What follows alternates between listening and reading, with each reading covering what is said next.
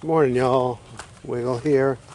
Want to show you kind of planning the day here. First day of November, mid-morning. I had run the cows through here to clean up the sweet potatoes after we harvested. So part of my strategy is I'm pulling off the construction for a little bit, a few days. Just I'm behind the season. We're going to have first frost tonight. So I'm definitely behind the seasons just to have food in the ground. Part of my strategy is we've been buying food, not trying to grow it. It just takes so long. I would prefer to grow it. It's just the reality of how many man hours we can spend doing things. And we're trying to get systems in place for the primary systems that will stay in place, and then I can focus more on food. That being said, I'm prioritizing this little new patch of the garden here. You can look back and see where I started this in the spring. So I'm just trying to share some of the way I use resources, some of my plan. So there's some details, and you can sort through them and kind of get some value out of them. A lot of way to do things. I'm just sharing how I'm doing my stuff. So the cows came through and got a lot of the vines.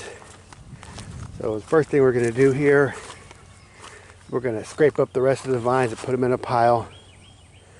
The lawn crew is or the work crew is kind of rude. They use the bathroom in here and left a mess. We'll work around that. We don't want to get the vines in that because then they won't eat it. So we're going to scrape these vines up, what's left of them, put them in a wheelbarrow and feed them instead of trying to get the cows in here. So I had ripped out my sunflower stalks, beat them on the ground to get my dirt off, and then I just tossed them over the fence. Sunflower stalks take a while to break down, and I don't need them in here right now. So I'll just put them somewhere else. So I'm taking down my wires, my trellis wires, my cable. I'm going to take them loose and just leave them kind of in place for next time. I got in here by hand and dug out some sweet potatoes just to see what we're looking at. They don't look too bad considering they really weren't in here that long, but they had good sun. So I'll show you what we end up harvesting out of here. So what I'm going to do is rework just the raised bed part. I want to pull as much out as we can, and then I'll get in here with some rakes, hand tools, and sift through all that soil, get all the potatoes out, sweet potatoes. I had noticed that some's been chewing on a lot of them, and then some of them are rotten. But I usually wait until the first frost to take them out, just so they can get whatever growth is left. This is zone 7, so I'd say they look all right. So what I'm going to put in here once I clean all this out, get all my forage value out of it, get all my food value out of it. The ones that are not perfect, you can cut them up and feed them to cattle. They'll eat them. You just don't want big chunks. They don't want them to choke. So I will get all the value for winter storage out of here. Then I'm going to smooth these beds out. And I'm going to bring a little bit more fertility back in just to build these beds up. I'm going to kind of leave the beds intact, the walkways I should say. They're just wood chips, but they're not very old. They're definitely less than 6 months old. Oh, that little volunteer from fruit, tomato fruit, fell, and we have a little volunteer. I'm going to dig it up, put them in a pot. So I'll be looking for that kind of stuff while I'm going. They didn't die last night, but they'll die tonight probably. Now I'm going to truck in some more fertility and build these beds up a little bit, and then I don't know if it's going to work. I'm going to try my music garlic bulbils. You know, the scapes, the top part where you if you don't get the scapes off, they straighten out and they turn hard and go to seed. All those little bulbils, I'm going to I have a whole bunch of them. So I'm just going to Guerilla seed them through this whole entire section. I'm going to do the same with carrot seed and kale. And I know I'm going to get at least some kale to eat. We'll see how it goes. I'm also going to put Egyptian walking onions along this row and this row. This is where my best water is because it's all kind of uphill and it makes its way back and forth here. Kind of settles in here, and I noticed from the way the basil did and the way everything did well here, there's enough moisture, I think, for the onions to be just fine without any help. And I think maybe even carrots along these edges. So we'll see how that goes. But I'm going to put carrots everywhere. So I'm just going to kind of seed in a bunch of different things and see how it goes. Probably put some coriander in there. I'm just going to throw a bunch of different seeds in. That's what I always do. I don't monocrop. It makes it harder, but then you get something. Whatever lives, you got something. If something fails, you have a backup. So it's a little bit more work for people that don't know how to weed it, but I try to teach what the weeds we don't want in there are, and it's going to be much.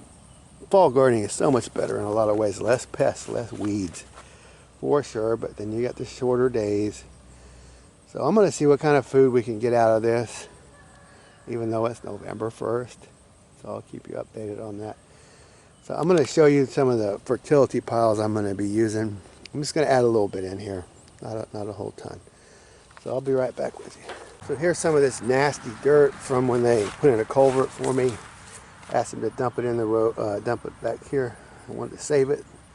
I thought I was nuts for saving such trashy dirt, but it's real dirt for me. So I'm going to show you where I'm going to put some of that. This bucket, old John Deere bucket, I weld some brackets on it, and then it goes on my loader, goes on my forks. So it's a homemade job. It's only so efficient, but it will help me move. So this is some of old wood chips here. Even though that's kind of the carbon-based, it's carbon heavy, even though it's older, 4 or 5 years old here. I'm going to still use it over there on top of my mounds, just to get more biomatter in there. There is good compost, and there's still a lot of chips. So I got a soft spot right here where I put in my water lines, and I'm going to put some of that fill dirt on this and compact it. It's because it's a little soft spot where every time you hit it with the loader or anything, you kind of just sink and roll into it. Now I'm going to rake the top off of here. I got leaves and twigs, but the worst is those husks from that chestnut. I don't want to work those into my bed. So we're going to rake the top of this compost pile off, and I'm just going to start scraping down, and I'm not exactly sure how deep I'm going to have to go, but I'm going to start clearing this compost pile out this year because it's kind of in the way of what's going on here. You're walking from this section over here to the bathroom, you're just trudging through all this mud. So I want to get down to the subsoil basically. I'm not sure I want to put a garden right here. So I'm just going to mine all this stuff out and use it as I can. And I'll show you how deep it is when I start scraping. Now this is more nitrogen balanced. This is old manure and hay. You can see the old poly netting in there, which I was not diligent enough to take all that out. But I just use a torch to burn it back as I go. One of those weed torches. I just melt that plastic out of my way so I can get rid of it. So I'll scrape up this more nitrogen balanced compost and put some of that. I'll get a couple buckets full for over there where I'm working. So this is some of my resource that I wanted to show, and I would say this is 4 years old. I used to feed over this fence. I dropped the hay on the other side of this fence, and then I had a pile, and we couldn't drive through here. It was so thick, so I pushed it back that way, and the chickens have been working on it all year. It was big tall piles, and now it's been scratched down and broken up. So the chickens have helped a lot with that. So it's definitely ready for the garden. So I'm going to use some of this over there. So at any rate, I'm probably repeating myself. I will be back with you later. I wanted to share something with you quickly. This garden, I'm going to be expanding the food forest this way. This is some of my best land. Southern exposure. And it's like zone 1, you know, close to the house. So this should be more gardening. So I'm going to be expanding my swales and terraces, you know, hills and valleys. I'm going to be expanding this over here so I don't have to move a bunch of material. This is a hay bale that I had put down. You can kind of see what's left of it. Fed the cows here. So I'm just going to continue to feed a bale, and then they're going to be mulching and compost, mulching and fertilizing with their manure as I spread them out and feed over this whole section. Up to here has been done, but where all this grass is, I'm going to choke out all this grass. Getting ready for a garden. It's mostly Bermuda or stuff. You can see I've already got some fertility because the spiny amaranth is making its way. Spiny amaranth doesn't like low humus soil. It likes some fertility and some moisture, and then it takes over. Part of succession, it's trying to build a forest. So it comes in, it's the barbed wire, allows the trees, shrubs to take hold, because the grazers are not going to graze all those spines. So this whole section, as I progress through the winter, will be made ready for garden. So I just wanted to share that because I'm going to be putting a hay bale down. Before I put the bucket on the forks, I'm going to use the forks to move some hay over. And those back paddocks there, I'm going to move the hay ring. I'm going to lock them off of that. We might get a little more grass, maybe. I'm not sure. Hopefully we'll get a little, if we get some rain, we might get a little bit of green tips out there to let them on, but I'll probably just lock them off for the winter. We'll just see if we get anything at all. I'm mostly transitioning over to hay feeding now.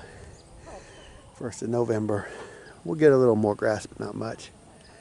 It's kind of a sad time of year because I love grass for my cows. I hate grass in my garden, but I love grass in my pastures. So anyway, this is that broad view of probably next spring we'll start expanding this food forest into this part. Eventually it's going to go all the way down around behind that playground. This whole section all the way down to that fence will all end up being more garden.